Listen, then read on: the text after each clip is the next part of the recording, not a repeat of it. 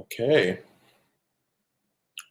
think we're live on Facebook and YouTube up here, and then IG down here. Hey everybody, what is up? Hope y'all are doing well. Um, we're gonna give just a few minutes for folks to hop in the. Oh, there we go. For folks to hop in the chat if you want to hop in. Let's see where we're at on online or on Facebook, I should say. Hopefully, folks can hear me all right. Cool. If you can hear me, fine. Just toss. Hang on a second. Hang on.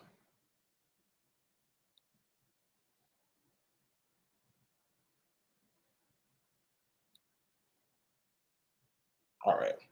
Try to get that set. Cool. So if you can hear me and everything's good, just throw a thumbs up in the chat. I'll be going back and forth, back and forth. We don't got a whole studio set up here, so I'm just at the crib. But hey everybody, got a few folks online. We are gonna give it just another couple minutes. But welcome everyone. Glad y'all can be here. Sorry for the short notice. Just something felt deep in my spirit to hop on here and talk to the people about what they're doing down there. So we're all curious. But yeah, definitely share the link if you can with anybody who you think might benefit from this or should be on this here live. And we will get started at 6:03 because I was born in March, so 3 and on the third day, so 3 is my favorite number. And just let a few other folks hop on. But yeah, it's been quite a week down here. Had a whole little hurricane tropical storm scare, and then all these shenanigans down at the university. So we will go ahead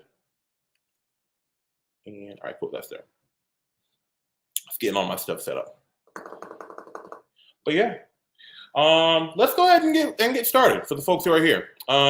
For those who don't know, y'all should know. My name is Manny Lloyd. I want to get it off the bat first. I am not speaking on any specific organization. You might know me from various organizations around the city. Oh, is the sound messed up? Are y'all getting like feedback or something?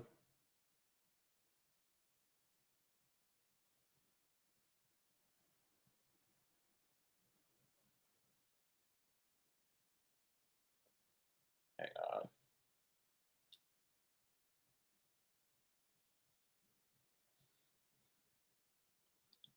I'm getting some comments.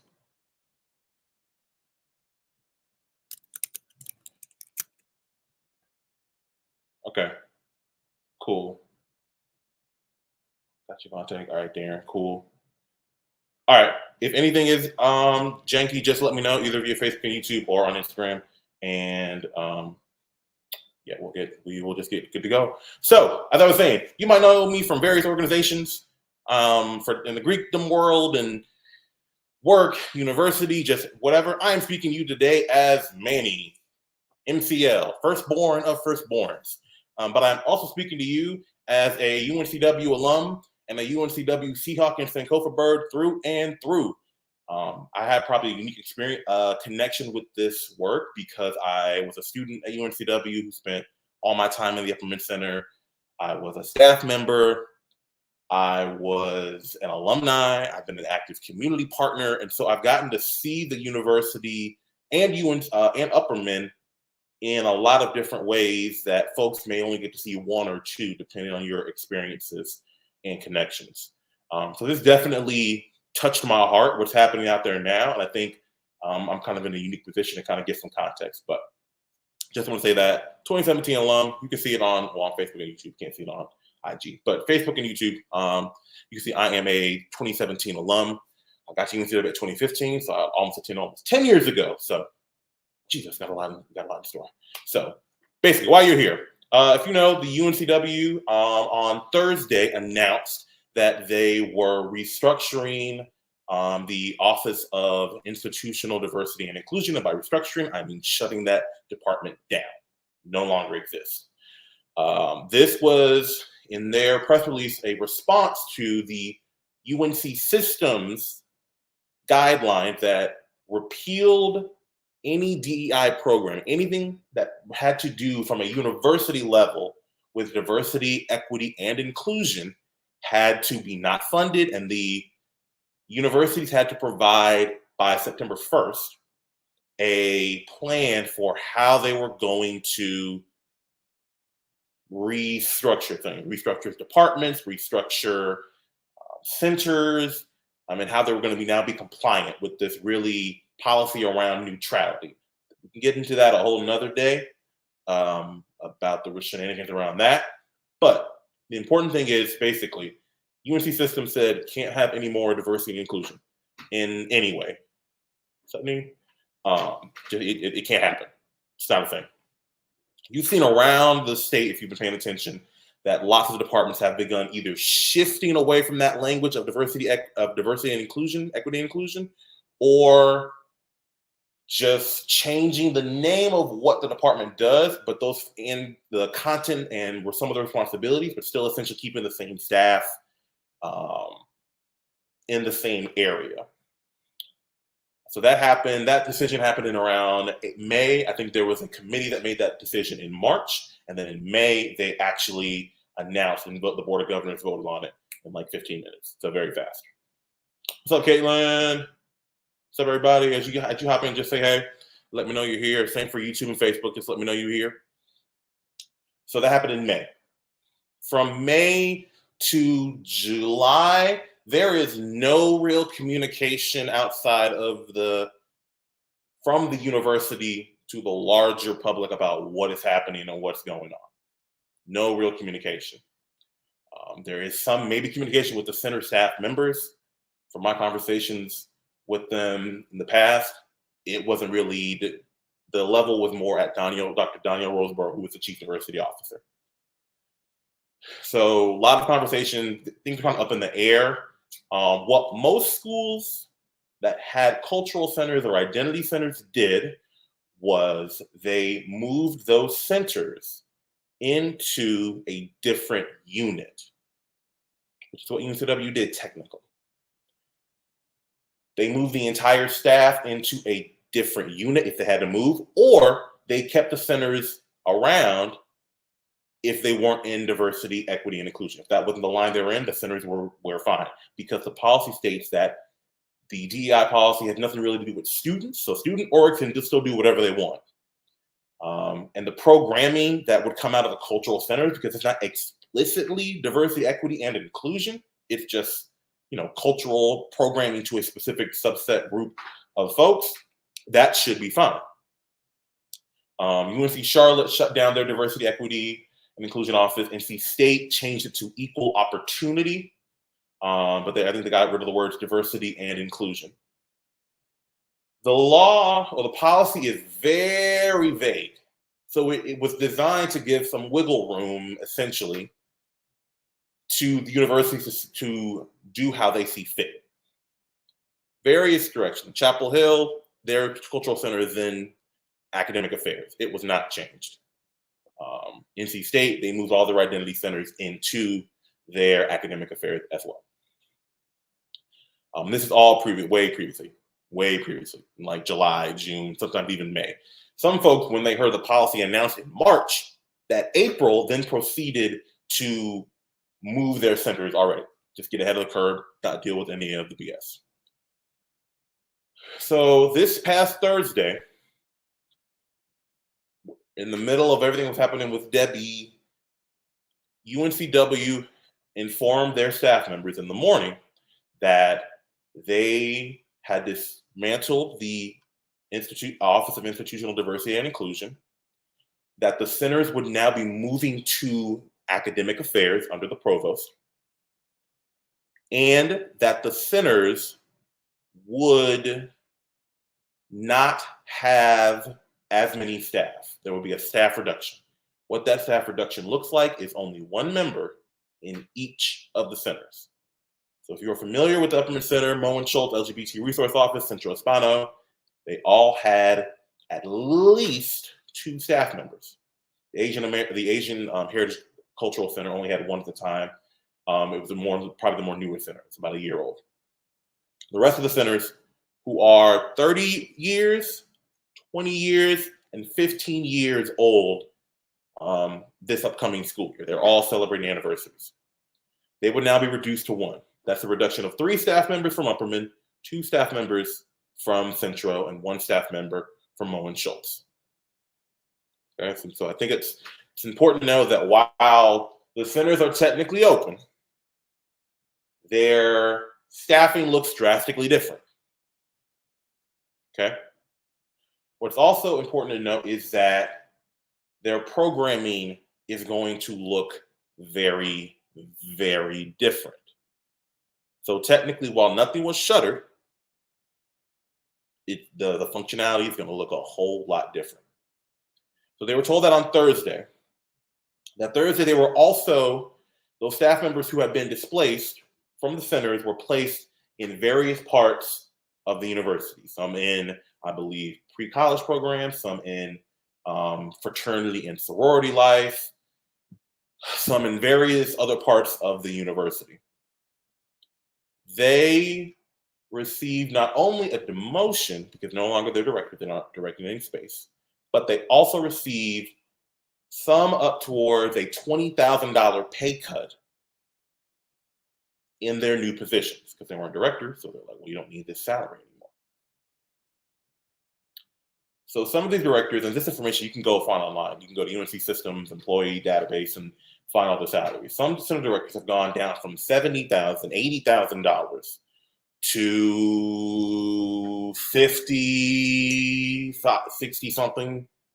Not all that level, but some have gone as high as that.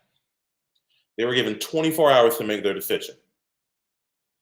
Now, for those of you who don't know, August in higher ed, the beginning of August is hell, because you're trying to prep for the year. You've gone on break in probably May or June, so you maybe take July's vacation, and then you've now got to go back in and welcome all these students.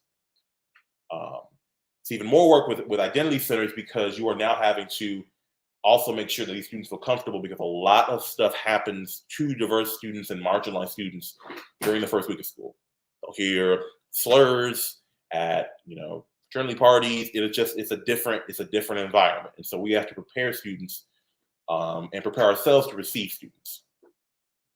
They were given 24 hours to do this. The school year starts this upcoming week. So they really had 2 weeks to decide if they were going to take this pay cut,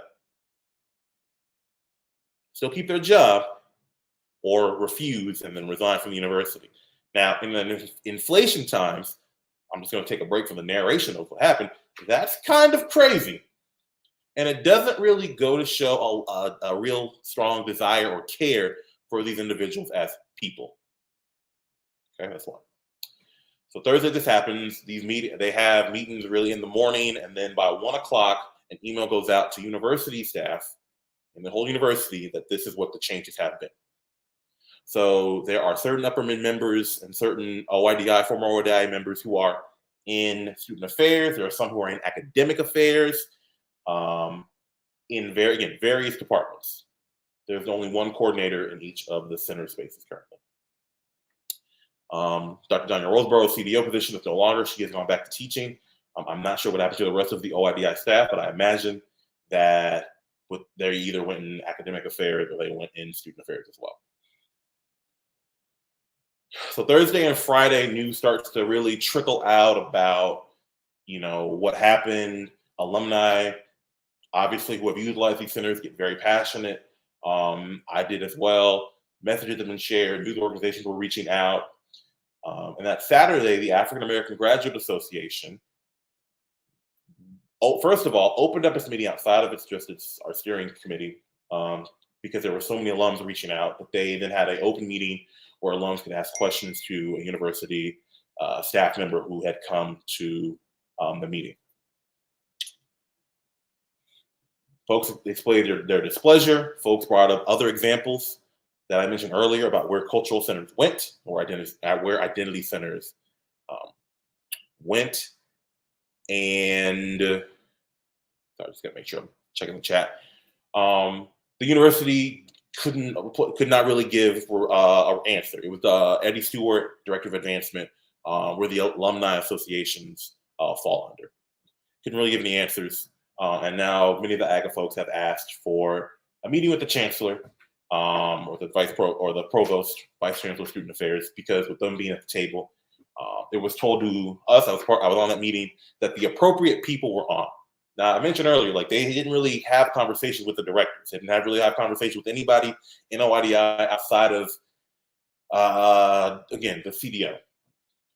What is most likely, given the change and given the level of redirection that they did, is that this decision was made much earlier, probably in July, maybe as early as June, and these staff members were just not made aware. I'm not sure about Dr. Roseborough. She, I think, was more in those conversations, but at least the staff members at the center levels were not engaged or involved. That was Saturday. Various groups started communicating, trying to figure out, it was a lot of emotional outpouring, going to check in on the staff. Because again, folks who have utilized these centers, we know what these staff have meant to us and what these staff have meant to other students. And so it definitely was a hit. And I know for specifically, I can speak for the Black student or Black alumni experience, this felt like just another hit from UNCW. I was there working in UNCW in 2020 when the All Lives Matter stuff happened. Was literally in the room when it was said. And that was like kind of the culminating point we thought at the time of really UNCW's discare and rejection of Black students. Very recently, today, and over the last week, I'd say, the centers have begun releasing statements thanking their staff members, thanking the former staff members, the former directors for what they have done, what they have been there, and supporting them, and kind of letting folks know what has been happening. Again, some things are still up in the air, but what we'll talk about kind of tonight is kind of what that looks like. Also, if y'all have questions, anybody just throw them in the chat. I'll try to answer them as best as I can. And if not, I'll try to get some answers. Again, this is not something that is gonna go away. So we definitely have people who are alumni, I know, who are very engaged and want to know. I really want to hop on so that any alumni who weren't in these meetings or haven't gotten any messages or were, or community members, for instance, who just maybe are doing their own thing and hadn't noticed what was happening, but are definitely connected to these centers, so they would know kind of what was happening. So let's kind of get into what this is actually going to look like. So UNCW, and if y'all give me just a second, I'm going to pull it up exactly because I don't want to misquote. So UNCW said that this decision was guided by wanting to comply with the policy's requirements, support students' need for continued success, and take care of permanent staff to the best of their ability. Reassignment options were evaluated to avoid a reduction in force of affected permanent employees. So what they are banking on is saying that they did not get rid of any centers. They didn't get rid of any staff members. The staff members who were moved did not lose their job. So technically, there is still an Upper Mid African American Cultural Center. There is still a Mullen Schultz LGBTQIA Resource Officer. There's still a Central Hispano. There is still an Asian Heritage Cultural Center. But it's going to look very different because also mentioned is some of the aspects of their staffing and programming will change to comply with the policy requirements and enhance their fit within student affairs. The center will continue to focus on creating and sustaining a sense of belonging for historically marginalized students while also providing support, service, and educational programs to benefit all students. That last part's really interesting. We'll talk about that in a second.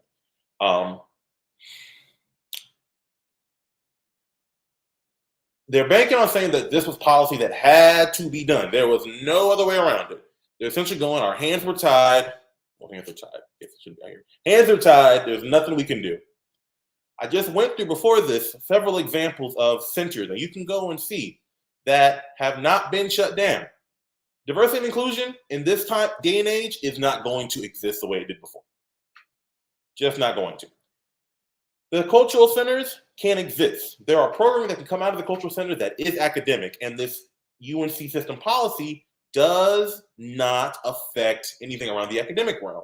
So you should actually still be able, and anyone tells you otherwise is lying, to have academic freedom to do things like this, like programming. So you can do programming around LGBTQIA issues or Latinx issues, rural Latinx, urban Latinx issues, around Black issues, and there should be no problem. We should all be Gucci. We should all be good to go. UNCW is taking the most conservative and strictest approach out of anyone I've seen in this space in North Carolina. Now, I worked in the center for 4 years, and so I'm connected to cultural centers around the country. And there are various cultural centers that have just gone away entirely. University of Utah, for instance. There was another one. Obviously anybody in, there are ones probably in like Florida who have gone away. But in the UNC system, this was the most conservative way to look at this. And I've had UNCW alums who are right now in school, who are policy experts, and who are right now doing policy work saying they took the most extreme version. This was not what had to happen. And everybody says right now, this had to happen. They're lying. It's not true. It didn't have to happen. It did not have to happen like this, because we see examples where that did not happen. There are other centers that exist. There's a Women and Gender Studies Center that also does programming specifically around, actually, maybe not women gender. I think they changed the name of that to gender and sexuality. I have to see. But that didn't change. It's under academic affairs. The Military Resource Center or Resource Office, beautiful center, that has not changed or altered. Variety of reasons, you can make those arguments. We're making the arguments, but from what I have seen, what other folks have seen, is that they didn't have to do this. Was it expected that they would do this? Yes, they use this as an opportunity to close down the center. No one's surprised by that. But don't for a second believe that they had to do this. Nothing else has come out from anywhere else where someone has tried to keep a cultural center and they've shut it down. The UNC system said you can't do that. None of that has happened. None of that has happened. Okay. So the centers also will now be under common practice campus life. So campus life is a department in student affairs that runs a lot of, is the umbrella organization for a lot of student programming activities. So you've got fraternity and sorority life is under campus life technically. The student, student government, SGA, student involvement, so all of your student organizations, the office that helps out CAKE. So Center for Activities and Involvement Center. No, Campus Activities and Involvement Center, excuse me. Those are all under the umbrella of campus life. So if you were going to put the centers in campus life, that's not inherently, doesn't make sense. They still interact with them. They do a lot of work with folks in student affairs and in campus life.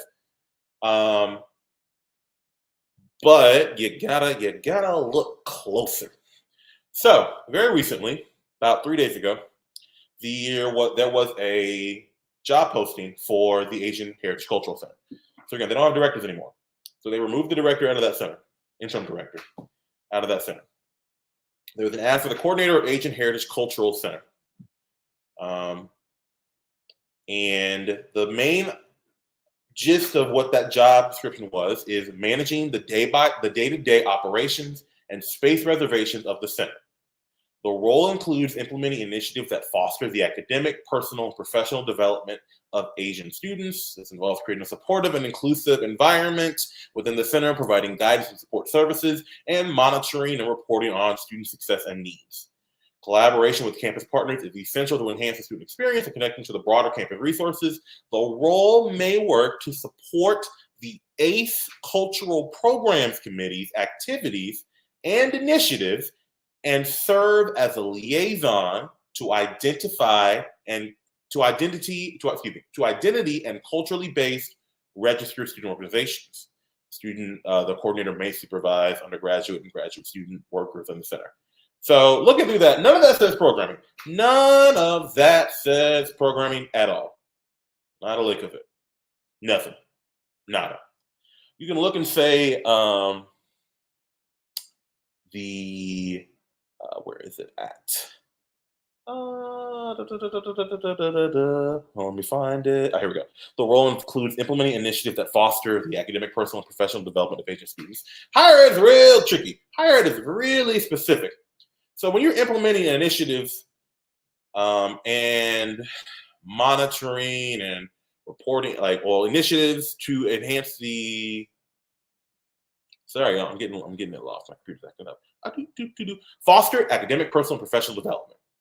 Okay, what does that look like? Does that mean that you have done it? Does that mean that the centers, coordinators have created it, or is somebody else telling them, hey, this is what we're going to do and we're going to implement it? It does not say anything about creating these programs. Nowhere. It doesn't say anything about programming. Even in the letter the email that Chancellor Valetti sent out, it says create a sense of belonging. What I can tell you is that this language is saying what they're going to do is you're going to be there and provide emotional support for the students, I guess, and manage the center and spaces and connect them to resources. So you're essentially saying, hey, I need help with this as a Black student, and I'm going to point you that direction. Well, anybody should freaking be able to do that. That's why to put that on specifically the centers, it's not what a cultural center or an identity center at its fundamental core is supposed to do. It's just not. It's just not. And this is what a coordinator used to look like. This is what a position that a coordinator used to look like. Curate meaningful programming that promotes and educates the campus and greater community on African American culture. Facilitate planning and implementation of programming. Serve as community liaison and programming partner. I'm not just pulling this out of nowhere. These are specific phrases that I have pulled from when I worked at the center, at the Upperman Center. You were supposed to curate meaningful program that educates and promotes and educates the campus and greater community on African American culture. And I can tell you that other positions look similar. They look similar. But now you've changed it so I don't think there will be any misalignment between the Asian Heritage Center and the rest of the centers. So more than likely, when they're changing HR, because they talk to HR, you're going to have to talk to HR once all this changes. There's a lot of positions moving around and changing. You're going to have to talk to HR. I know HR had to rewrite this. I was there when they rewrote my position. I was there when they rewrote all the positions to help us get more money. And when they added assistant directors, you have to have all that shit, for lack of a better word, I'm sorry, aligned. You have to. Let me calm down. I'm gonna get a call from Ivy in just a second. I just know it. You were doing so good. So now there's nothing that specifically mentions like this type of programming in their job description. I can tell you that there has been a ACE cultural programming committee. I'm gonna be honest, I don't remember having there being one. Not as a student, not as a staff member. There wasn't any. There wasn't any type of programming before. This sounds like a new, and we have Caitlin, who is a former SGA member, say there wasn't. So there wasn't one thing that the department didn't exist. Now I can tell you, way back in the day, like back when there was BSU and Wantu Wazuri, there was a cultural program committee. But then once other student organizations started to exist, they folded away and they got rid of it. So what does this mean?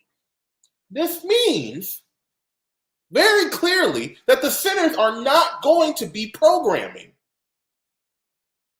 They're not going to be programming. There is no programming going on. You may collaborate with the ACE's cultural programs, a whole new committee that just existed. They are going to farm out the programming to ACE, which means you're probably going to get your standard one Black History Month program. Maybe something on MLK. You're not getting Kwanzaa. And you're not getting Kwanzaa to what it used to look like. No. No. You probably are not also going to get Senior Sankofa. I'm almost certain that you will not get Senior Sankofa. You will not get Central graduation. You will not get a Lavender graduation. That's gone. So if you enjoyed that, coming to it as an alum, sorry, no more medallions, no more stoles. That's going away.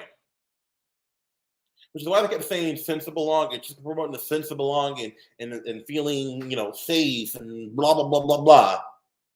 They are taking away all the programming. I don't know what the staff is going to be doing. I have no clue what the staff is going to be doing. Right? One more thing about kind of campus life and the new arrangement. There is now a multicultural student success and resource center that is now being created under campus life. It's not currently on the website. They're doing major reconstruction on the website. Like you can't get to. What up, Chris? You can't get to.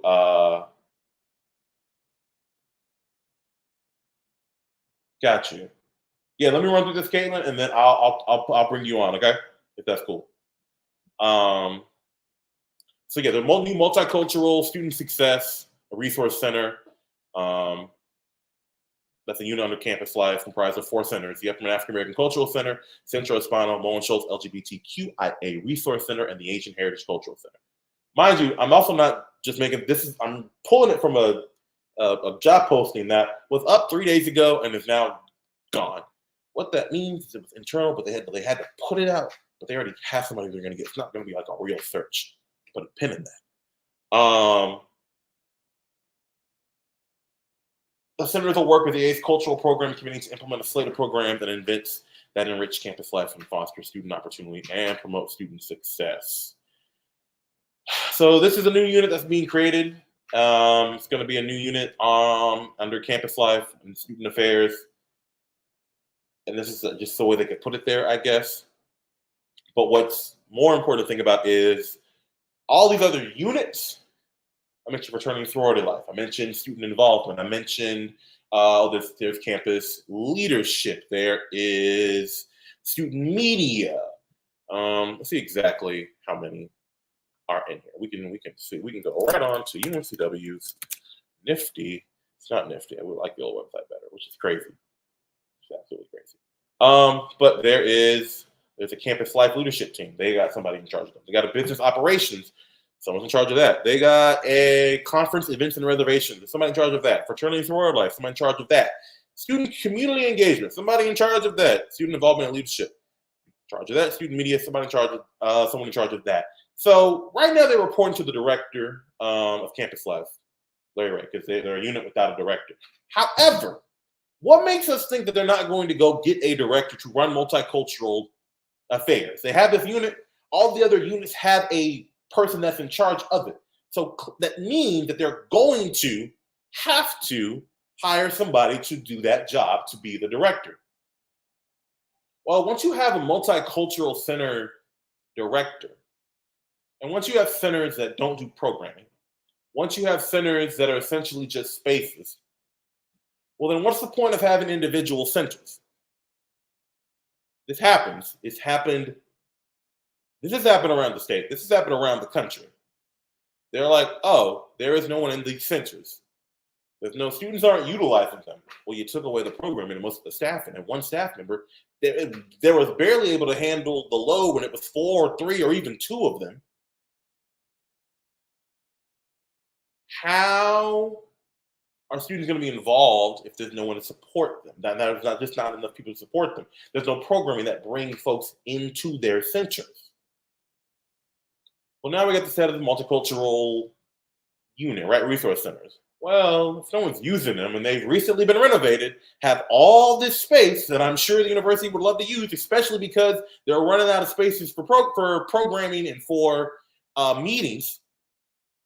Well, no one's using them. We got a director. Why don't we, and to ease the load, let's just combine them all together and create the Upperman Mohen Schultz Multicultural Affairs Unit.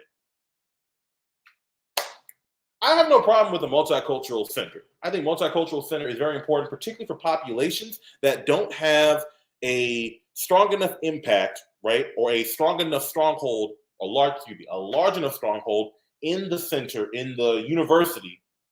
But we should still recognize, various culturally significant events that happen throughout the year. Navratri, Ramadan, Irish American Heritage Month, which everyone wants to talk about nothing being for other folks. I'm like, there's the Irish Heritage Month, there are Italian Heritage Month. There should be certain programming across the year that connects students and gives the campus a wider breadth of the lived human experience. If we're going to create race, why not at least bake some programming around it to at least try to make this somewhat better, to have a little more intentionality behind it, a little more appreciation. So what I can tell you is right now, I will guarantee you what I've seen, what I know from UNCW, is that the plan is to bulldoze the centers eventually and just create one multicultural center with one person over it. Maybe keep the spaces around, the physical spaces, which is what Chancellor Fidelity said. He mentioned the physical spaces will remain the same. That's code. They're planning on eventually bulldozing all this and making it one multicultural center. So I can tell you I'm sure that's what they're going to be doing. And it's going to happen just like the coordinator for Asian American Heritage is going to happen. They're going to look for an internal candidate. They're going to post it for 24, 72 hours because they probably are legally obligated to. And then they're going to announce that person probably October, September. They'll probably announce them October, November, right before folks go away for school. And their first programming will be probably some type of combined graduation ceremony that takes away each and all the nuance that you love from your individual experience and make a very drab, bland, regular, specular experience. Not just going to be like, all right, all the people we don't care about, let's all come in here and yay, here, take it, whatever. But I can tell you that just based off my experience, based off what I've seen in other areas, that's what's going to happen. So you can really expect no programming out of the centers. They're not going to say that. They're going to say, oh my gosh, we're bringing this back, we're doing this, we're doing that. But you can't expect one person doing programming for a much larger body is ridiculous. Even if you were someone who was doing that, that's a ridiculous overload on you. So no programming. So Black Fridays gone. Black Table Talk, which would promote mental health, gone. Black Men's Initiative, gone. Road to Sankofa, gone. Raise Your Flag, gone. Kaleidoscope, gone. Game nights, gone. The queer, I think the queer reading, queer movie series that used to exist, gone. I'm trying to think of all those other significant ones. Salsa Fiesta, gone. Fashion show, gone. Step show, they will probably ask folks to do it, the staff to do it. So that that might stay. Any type of community collaborations is probably not going to be able to happen. It's just probably not going to be able to be a thing anymore. So anything, if you're used to help, if you're used to working with them with rooms or brunches or anything related to Greek life, that's going to look very different because they're not going to have the capabilities in their new positions to do what they once were able to do. So that looks different. Let me hop on and bring Caitlin on real quick. Caitlin Martinez. For the Instagram, for my Facebook and YouTube folks, we're on Instagram. Oh, did she go? Hey, Caitlin. Oh, okay.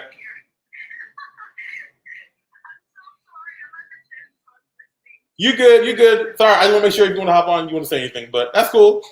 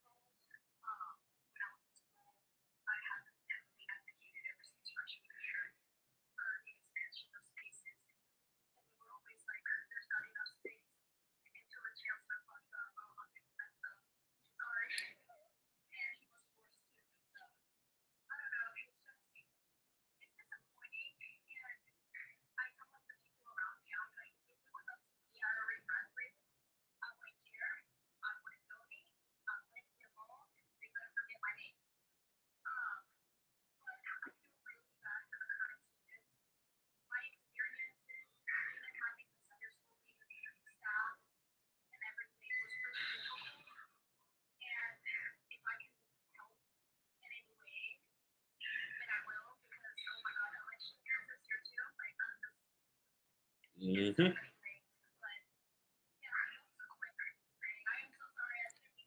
You're good. You're good. I think that's important to say, but yeah, go and get back in the gym. I need to be there with you. That's actually where I need to be probably right now. All right.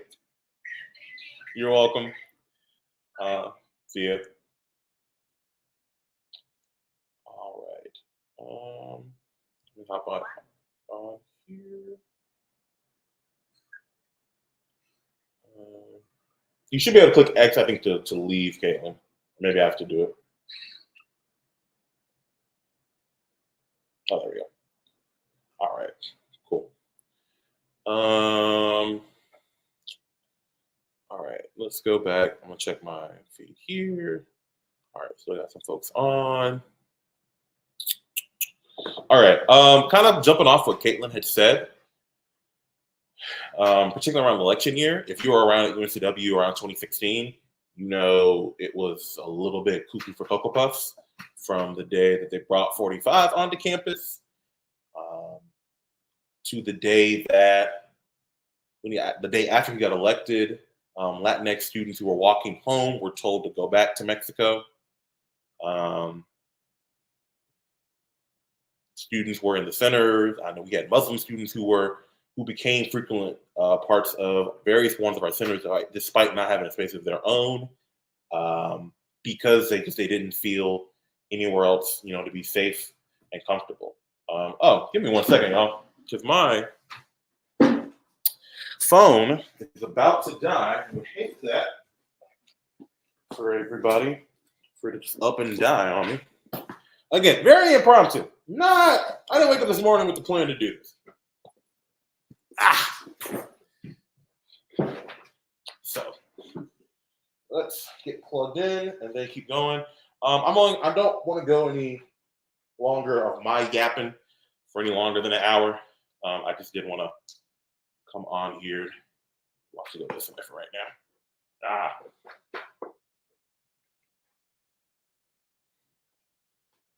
All right. You're not gonna be able to stay up like that, are you? We'll do that for right now. For right now, if it falls off, to pick it up. Yeah, they're just really. I think UNCW picked a terrible time for the students who are going to be affected by this most. What's not even a way, a lot of students will tell you, even during the spring when they are planning to come towards the fall, when they go to Seahawk Preview Day or other recruiting events, parents will see the Upperman Center and be like, "Oh, this is great. I'm glad to know this resource is here." And same for all the rest of the identity and cultural center. I'm always referencing Upperman because that's just what I know. I don't speak for anybody else's experiences, but I know that there are other people who have felt the same.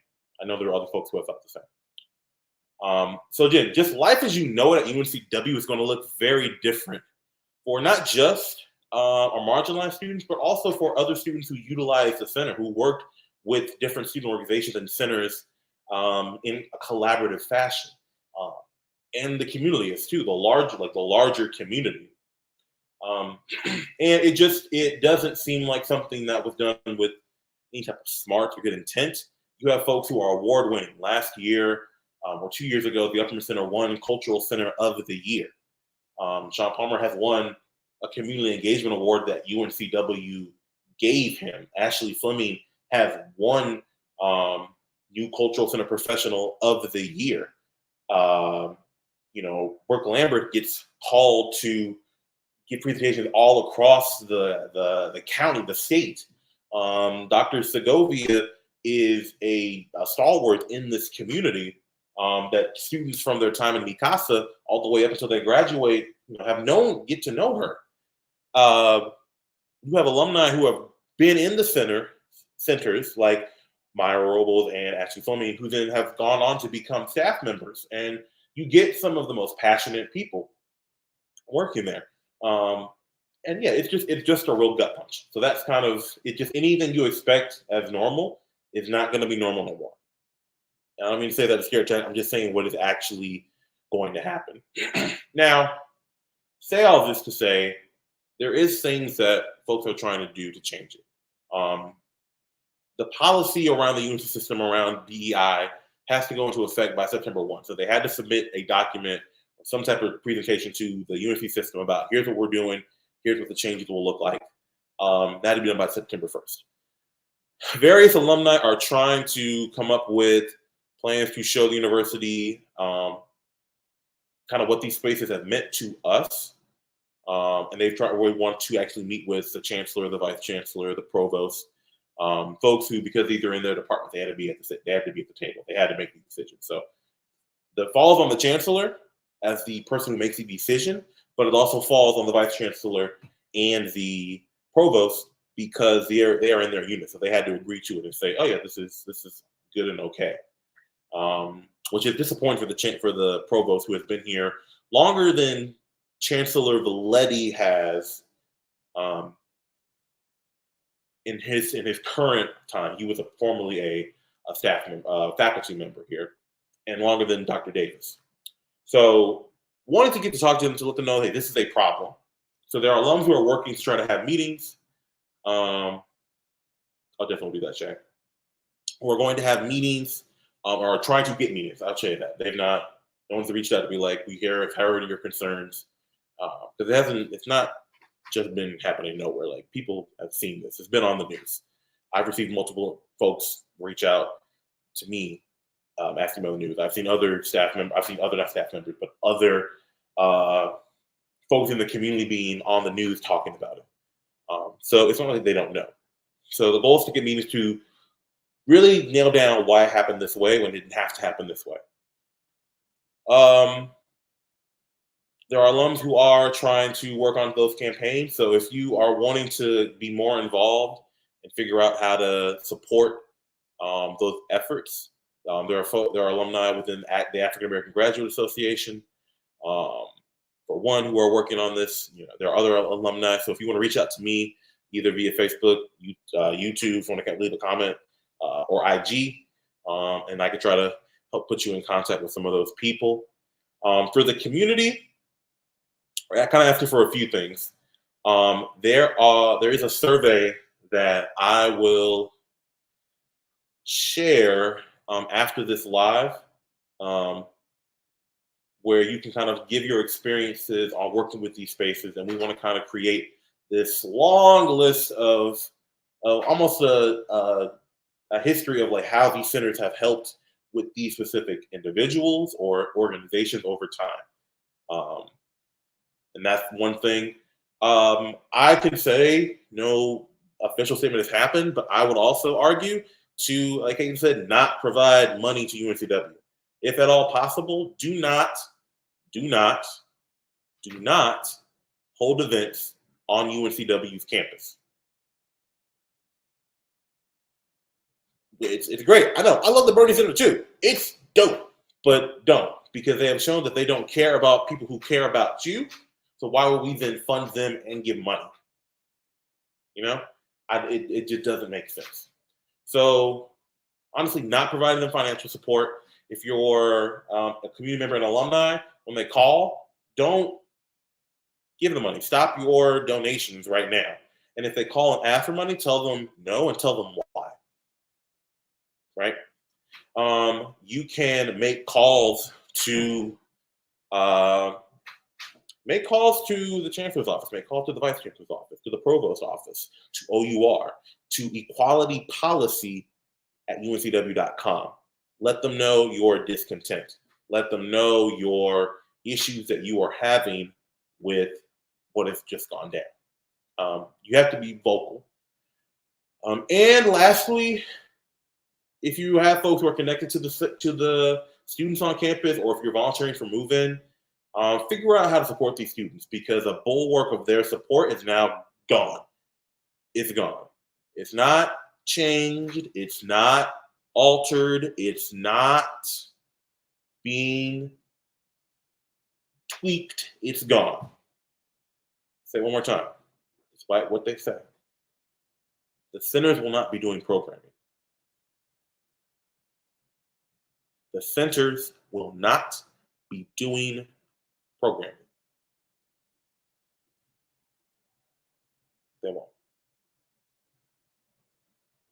They will not be. They will not be, okay? It won't. How can we as a community then come and support these students? How can we as churches open our doors so once every Sunday they know they can go to one of these churches and they can get a home cooked meal? How can we open our doors as nonprofits or churches and partner with organizations or barbers to provide haircuts? Just today, a UNCW alumni, Trey, on the track team, owner of Complex Cuts, held an event where he cut hair for I think it was 6 to 12-year-olds who were heading back to school for $5. How can we support efforts like that?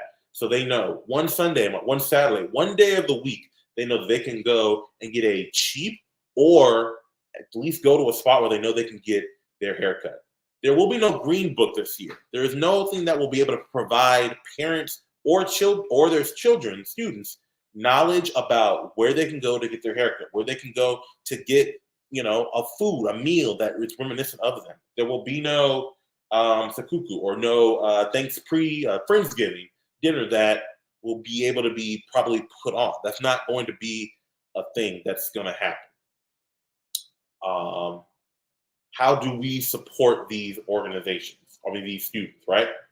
How are we as nonprofits in the community? How are we going to be able to help that? How are we as people in the community who want to help come together? Do that. There will be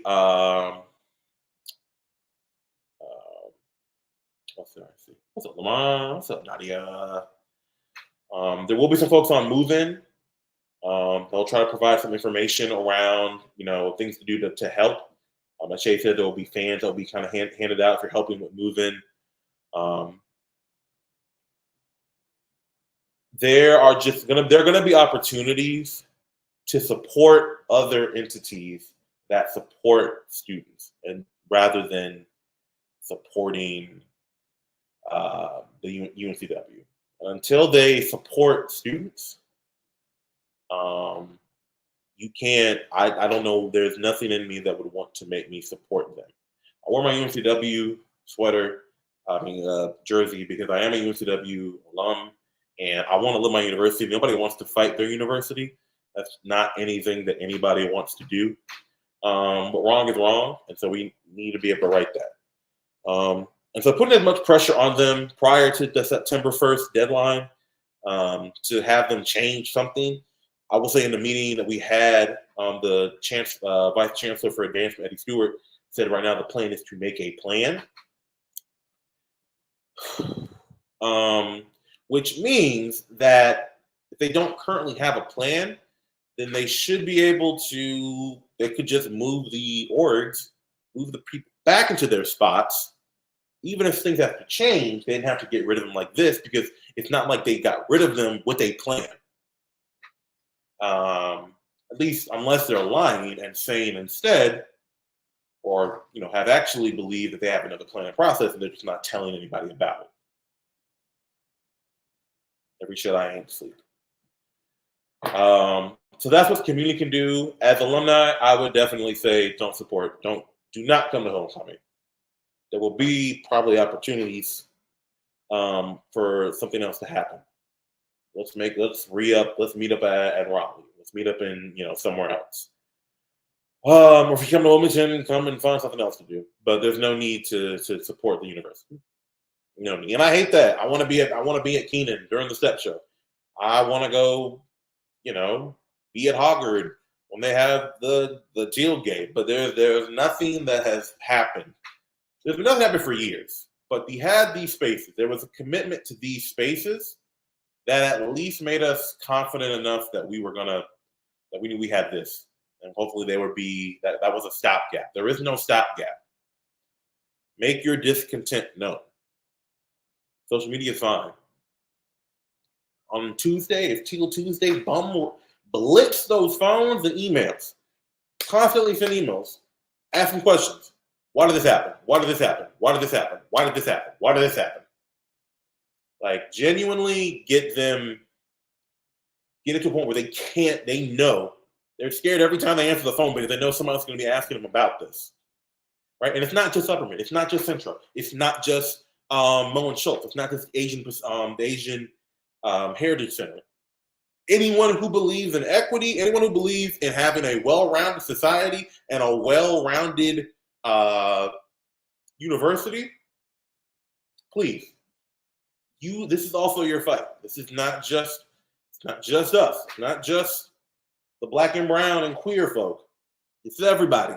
Everybody got a piece to play in this. For faculty, using your voice in a way that is going to affect them differently than what alumni or community or students are going to be able to do. And for dang sure, what staff can't do. So this is where black faculty just in general, have to show up.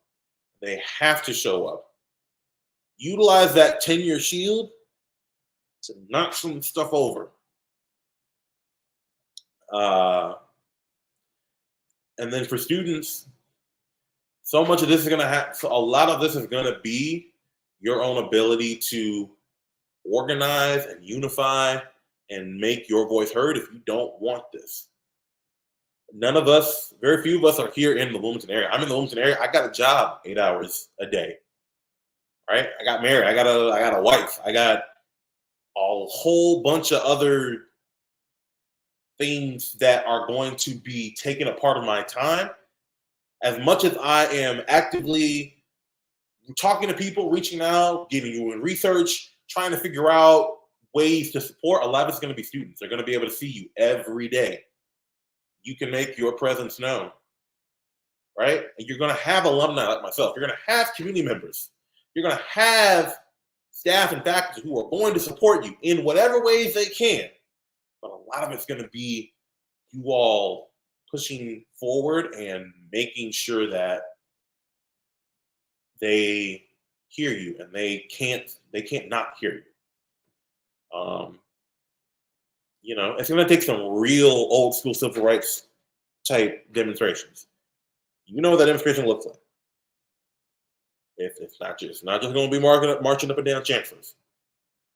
That's going to be petitions. Not just going to be a social media post. Not just going to be something that isn't going to be able to get in their way. It's not going to be anything that can't be tangible, that they're not going to feel, see, and hear. It's going to have to be something that actually stops them in their tracks on their way to their office. Something. All right, we are at 7 o'clock. I'll stay on just a couple minutes if anybody has questions. I don't know if anybody does have questions or comments or thoughts. Check in with the staff too. If you have a connection with them, check in with the staff.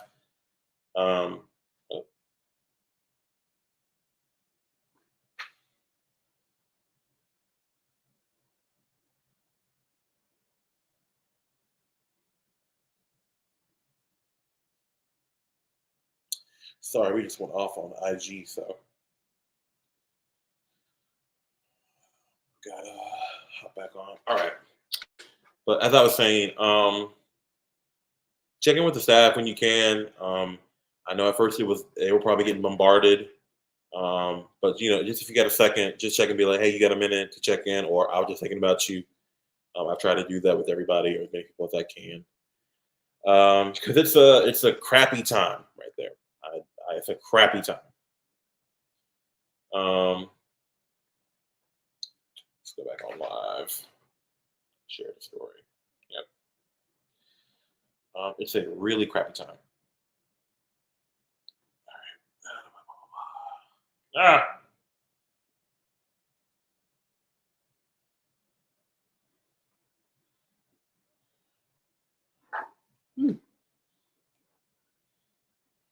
All right. And I'll just hop on there. All right. Sorry, IG. Hold on for a second. But like I was saying, check in with the staff, make sure they're good. Bring them a meal. Invite them out to lunch. So just to give them a second where they don't gotta think about it, because this work is already grueling, and I know that. And it's done now. So again, if you want to get more information, just hit me up via any of the platforms I'm on, and I'll try to share with you as much of the info as I've been able to gather. And then after September 1, if nothing has changed, sorry.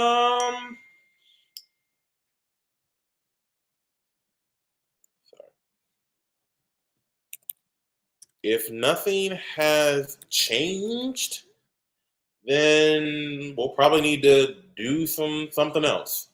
So just be on the lookout for what's happening around UNCW. I'm not gonna stop until I figure out a way to at the very least get them back to where they were. Get them back to get them back to the pay, get them back to the staffing, get them back in a spot where they aren't going to be in danger of losing their job or the work that they have done, and breaking it apart. Yeah, just I'm not gonna stop. I'm gonna try to figure out how to get it done.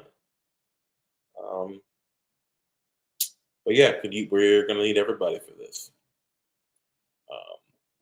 We're gonna need everybody, but they don't get to just do this and walk away, smiling, drinking little martinis as they walk down Chancellor's. Not with all the blood, sweat, equity, and tears that these groups have put into, and these people have put into the work. Because even if the directors or even if the staff are offered jobs back and are then like, screw y'all because of what this type of violence that you've done, that's fine. Yes, Manny knows Brooke and Renee and Milton and Asher and Angel and Myra and Dr. Segovia and Sean. If I forgot about, I'm sorry. All these people. Yes, I know them. Yes, I'm friends with them. Yes, I am crying internally and have said to them because this don't affect me like it affects them. But these, bigger than the people, these spots, these positions, these jobs are crucial to the survival of students. Students have told me personally, if it's not for the centers, they would not be here right now. They would have quit on their subscription to life.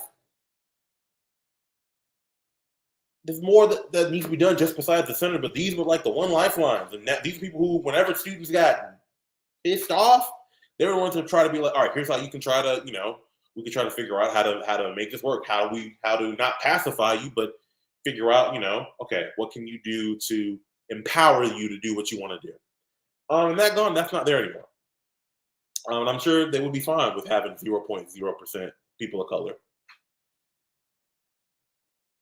0.0% queer folk. But it's 7:05. About to be 7:06, the best time on night. But yeah. So I'm gonna hop off now. Thank y'all for listening, for everyone who was here. Again, if you want more info on kind of what various groups are doing, right now I'm just trying to get information. That's the biggest thing. But yeah, love y'all, and I will talk to y'all later.